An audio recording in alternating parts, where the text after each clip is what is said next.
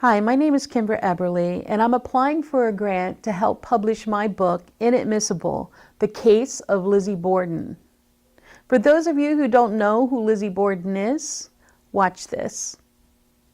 On August 4th, 1892, in Fall River, Massachusetts, one of the most spectacular crimes of the century happened. A woman, Lizzie Borden, was accused of killing her stepmother and her father with an axe. Mr. Borden at the time was one of the richest men in Fall River, worth millions by today's standards. Lizzie Borden was acquitted on both counts and then became a legend. Lizzie Borden.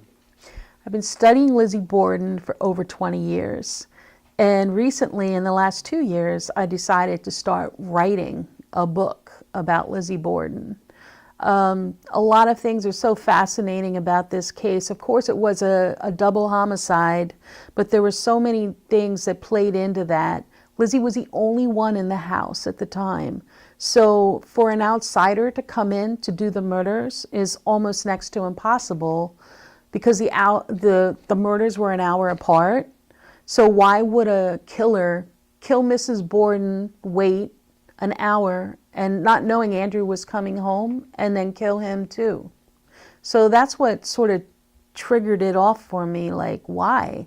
And then they found her not guilty. She was acquitted by a 12-man jury, and she walked. So why didn't they pursue another killer? And it was because the prosecution knew they had the correct person to begin with.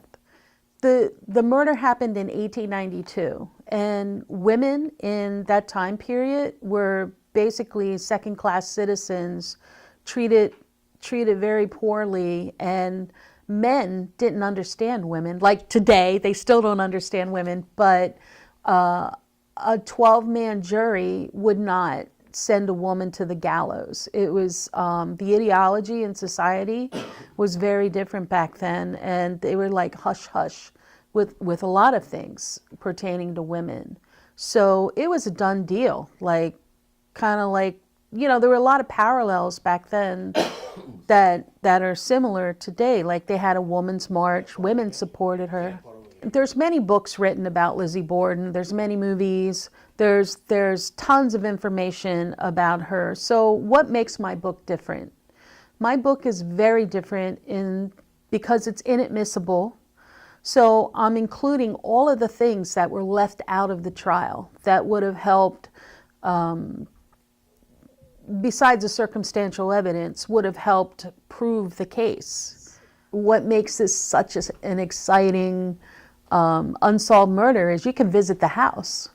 So by going there, you step into a world that is back in the 1800s. You step into that world when you're inside the house. It's replicated down to the T to the murder couch. So you can recreate like the crime scenes. And by going there, it's an excitement about like, well, maybe I do have an idea of how it happened. Like if a 200-pound body drops up there, you should be able to hear something. They did a little experiment and they dropped a 200-pound weight upstairs.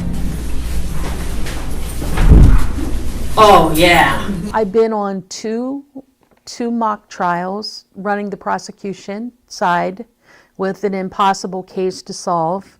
Both times we lost, of course, but it was exciting just to try. I've been involved with 2 paranormal investigations, which is not my thing. Now, the way we're going to run our EVP session, we're going to do it in the round, and we're going to try to get everyone involved. Now, there's going to be a third murder in this house.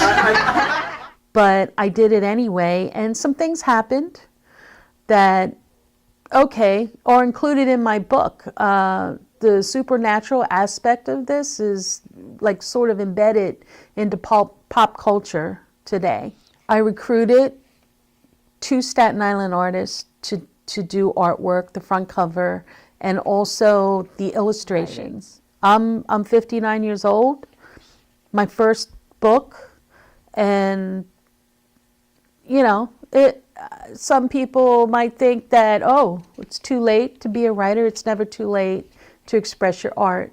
Included in the grant, I am doing a lecture about writing, what it's like to write a book, and reading, and also, of course, the story of Lizzie Borden. Yeah, it's been a dream of mine to finish this book. I'll have the first rough draft finished December, and I've already looked into numerous publishing companies. I'm just really excited to finish it and to share it with everyone.